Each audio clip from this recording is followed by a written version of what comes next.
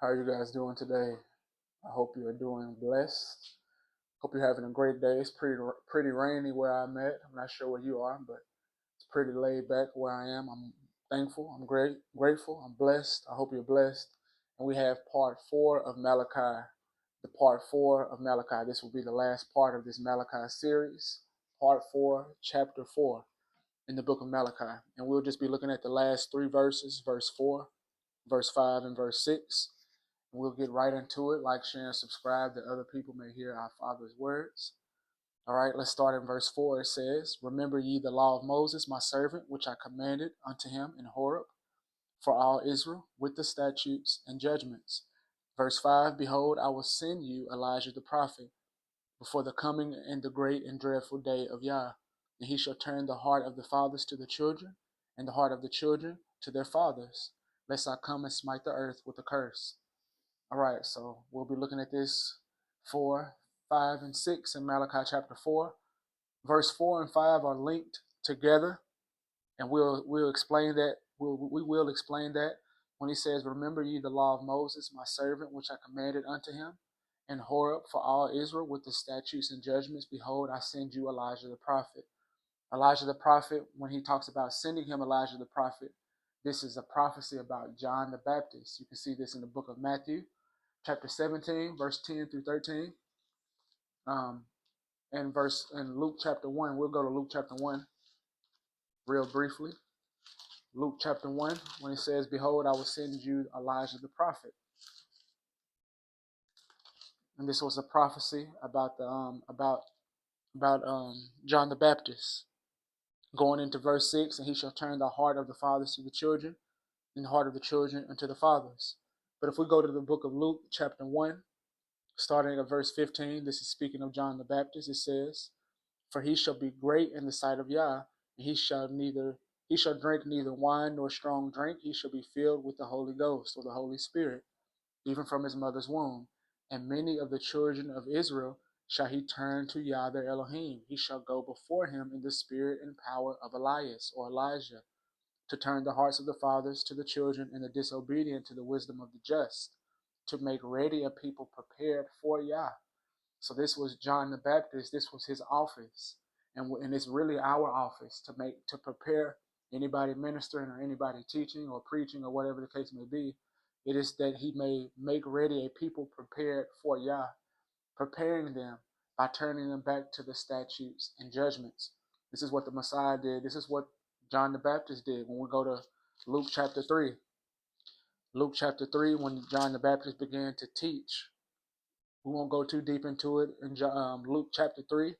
If you look at verse 11 through 14, John the Baptist, when they asked him, what should we do? When he's preaching, of course, they're being convicted. They're convicted, and then in verse 10 it says, "And the people asked him, saying, What shall we do then? Then he answered and said unto them, He that has 2 coats, let him impart to him that has none. And him that has meat, let him do likewise, or him that has food." Then somebody else said, "What shall we do?" And he says, "Exact no more than is appointed you." Verse 14, they said, "What shall we do? Do no violence to no man, nor accuse any falsely." These are all statutes in the book of Leviticus and the prophets, Zechariah, Ezekiel. He literally goes into statutes and judgments in Luke chapter 3, verse 10 through 14, fulfilling that prophecy that was said about him in the book of Malachi. Chapter 4, verse 5, "Behold, I send you Elijah the prophet." And as we just read in Luke chapter 1, when it was speaking about him, it re-quoted Malachi chapter 4, verse 6, that he would turn the hearts of the fathers to the children, and the disobedient to the wisdom of the just, to make ready a people prepared for Yah. I want you to see that when it says this in Luke chapter 1, verse 17, to make ready a people prepared for Yah, it's linked with the statutes and the judgments being preached. And John the Baptist did it, and the Messiah did it as well. When it says in Malachi chapter 4, verse 4, "Remember ye the law of Moses, my servant, which I commanded unto him in Horeb for all Israel with statutes and judgments." Okay, what is a statute and a judgment? A statute is something that explains a command. Statutes basically explain the commandments. They're just instructions. Like how can I love my neighbor? If someone is asked that, okay, I know it says to love our neighbor, but how do we love our neighbor? And if I say, let's go to 1 John chapter 3 when it says, love not in word only, but in deed and in truth, or by your actions love one another. That's me explaining the commandment to love your neighbor as yourself. That's a statute. Or, for example, the Sabbath day. We know the fourth commandment says, remember the Sabbath to keep it holy.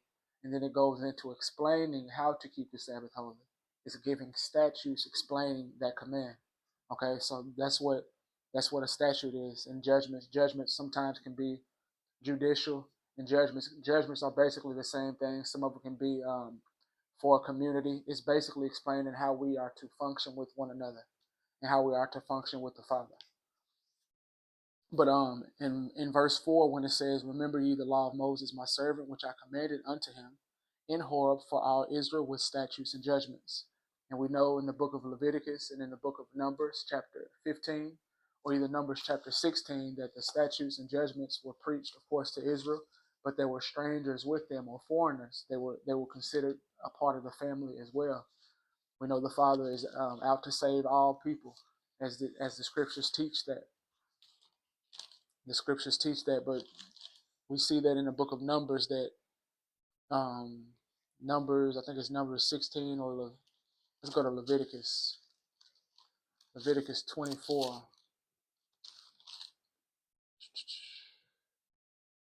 Yeah, Leviticus 24 verse 22, it says, you should have one manner of law as well for the stranger as well. You should have one manner of law as well for the stranger as for one of your own country. For I am Yah, your Elohim. So there was one manner of law for the stranger and for your own country, or from one of your own country, which would have been the homeborn or the Israelite that is of bloodline, but still the stranger or the foreigner, as we see in Isaiah, plenty of places that they were welcomed within the Father's family as well, throughout all the text. So the statutes and the judgments. Let's go to Matthew. What did the Messiah teach? What did he say in Matthew chapter 5, verse 17 through 19?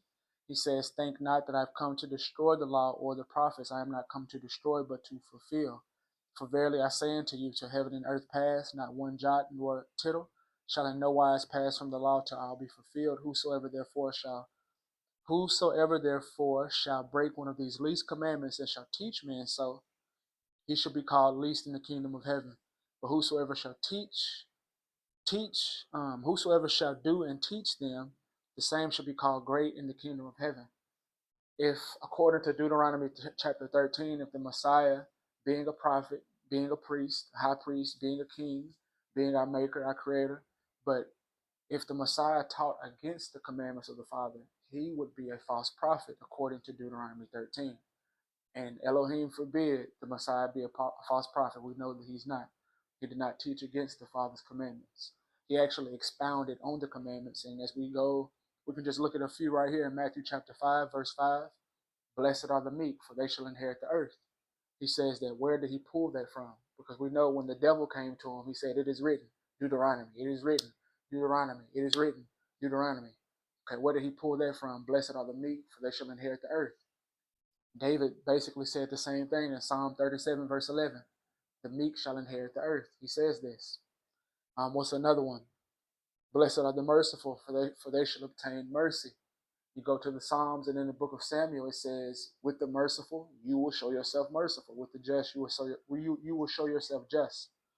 Okay, so the Messiah was teaching the statutes. He was teaching the commandments, or he would be a false prophet, according to this Bible. And we can see this even going throughout all in Matthew chapter 6, when it says, Matthew chapter 5, verse 33. It says, again, you have heard that it had been said of old time. Where is he going? Where was it said at? He's going back to the law and the prophets, okay? Matthew chapter 6, he's saying the same thing. All these the giving of alms, the doing these things in secret, how to pray, the things about his praying. Matthew 7, all these things are all statutes and judgments which were already in the Old Testament. And this is what the Messiah taught, okay? So now let's go to the book of John.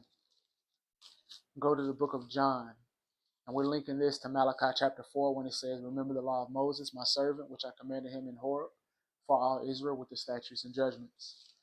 Let's go to John chapter 5. John chapter 5, verse 39.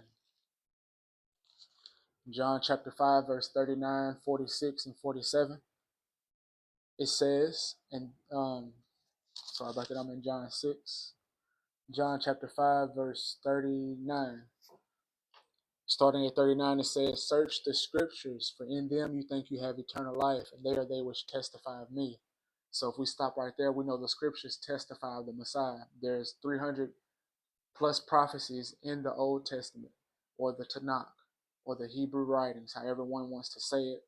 From Genesis to Malachi, there are 300 plus prophecies about the Messiah, how he would die, when he would die, how it would look, who he was.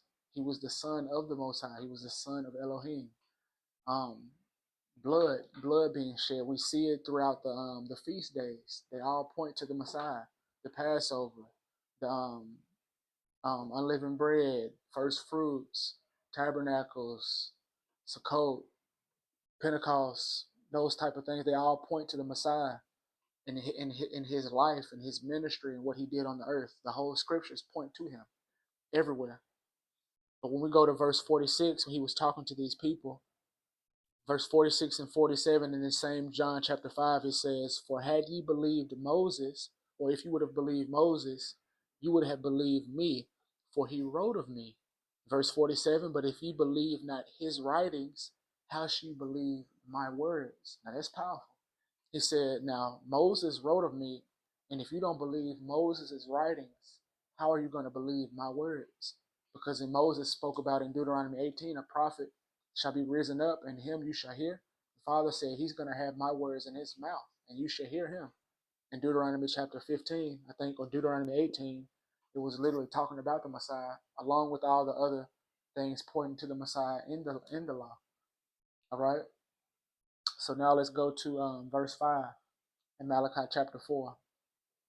When it says, "Behold, I send you Elijah the prophet before the coming and great and dreadful day of Yah," which we touched on briefly, talking about John the Baptist, but this is still our office. As you see, now the times that we're living in, a lot of people are starting to get agitated about the Father's law, or the Father's law is starting to get exalted as it should be. His commandments, his statutes, they're starting to be seen. People are starting to be get revived, because the word says, "Revive me in thy word."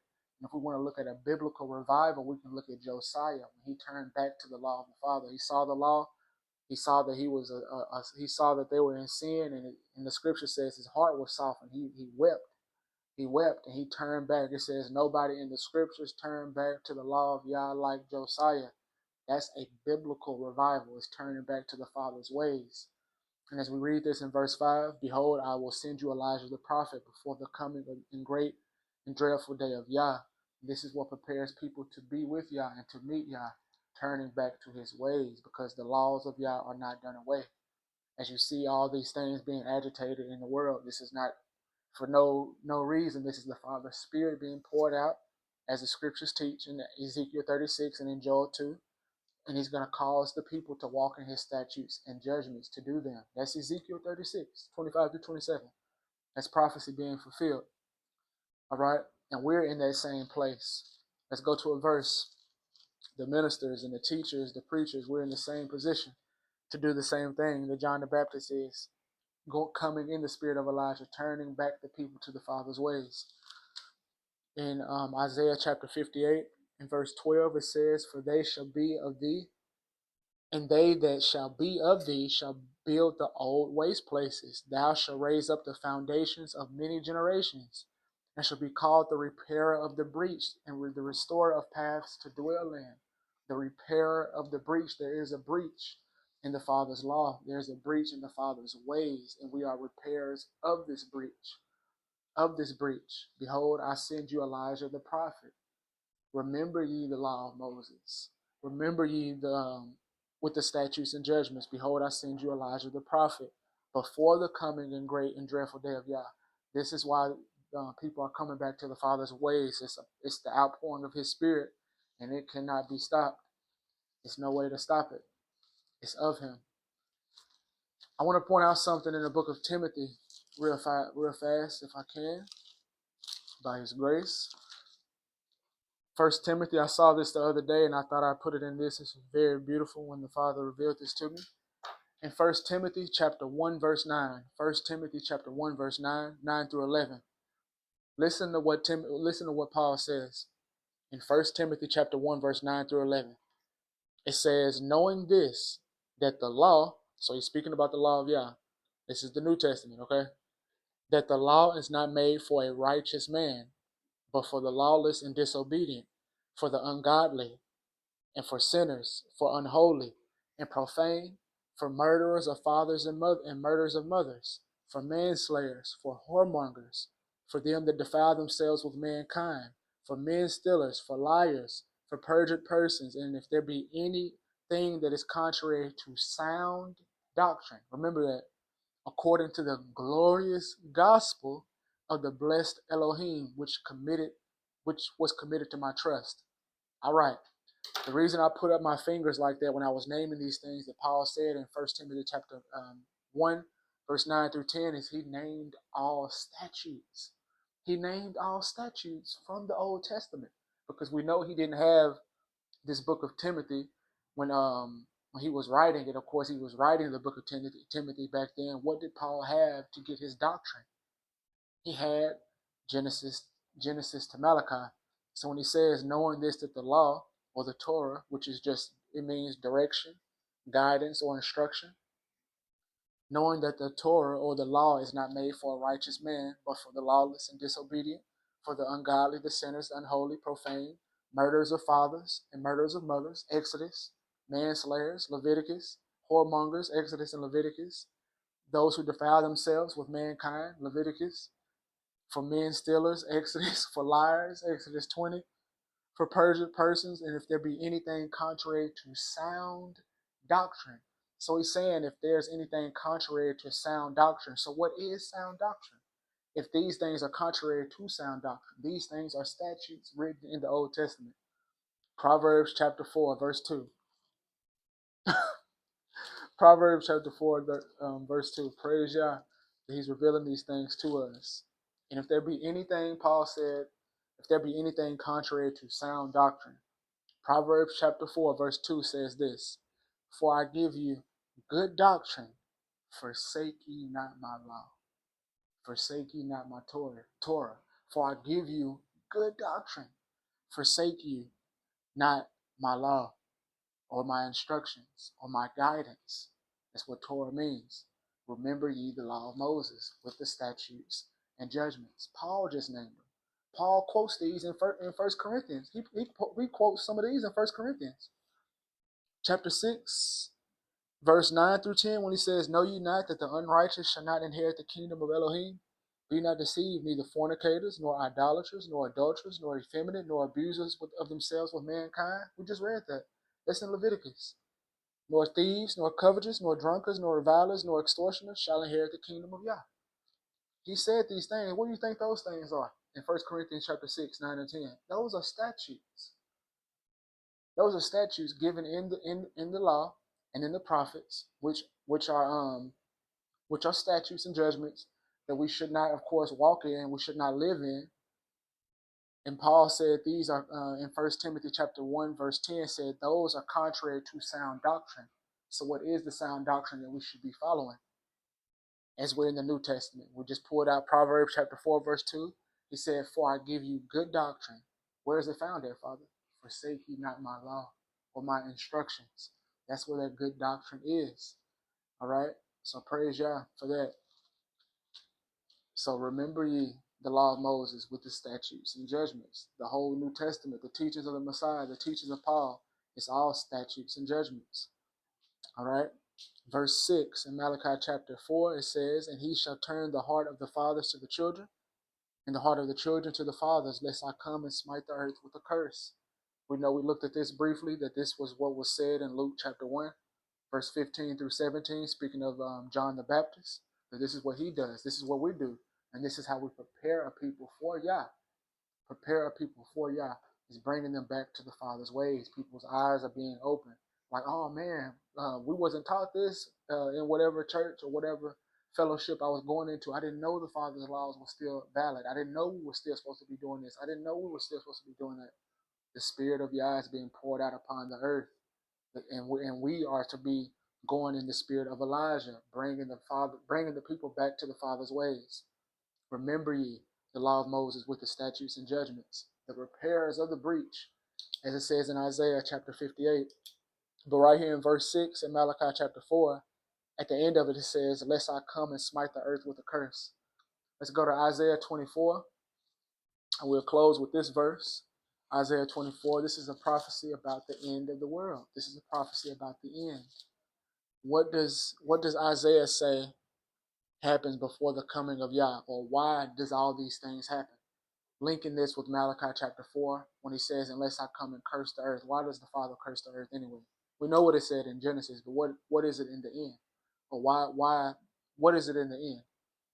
So if we read Isaiah chapter 24, verse 5 and 6, it says, the earth also is defiled under the inhabitants thereof, because they have transgressed the laws, changed the ordinance, broken the everlasting covenant. Therefore, or because of this, has the curse devoured the earth, and they that dwell therein are desolate. Therefore, the inhabitants of the earth are burned, and few men left.